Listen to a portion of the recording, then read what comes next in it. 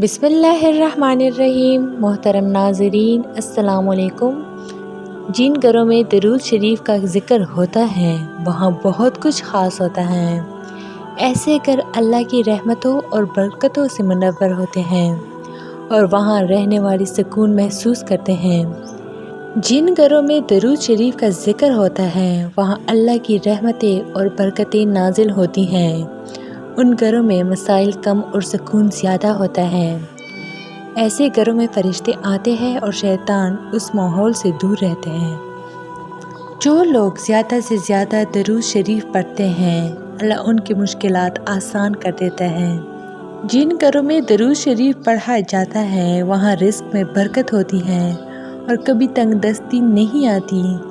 ایسے گھر جہاں درود شریف کا ذکر مستقل رہتا ہے وہاں اللہ کی رحمتیں نازل ہوتی ہیں اور زندگی سکون اور برکت سے بھری رہتی ہے۔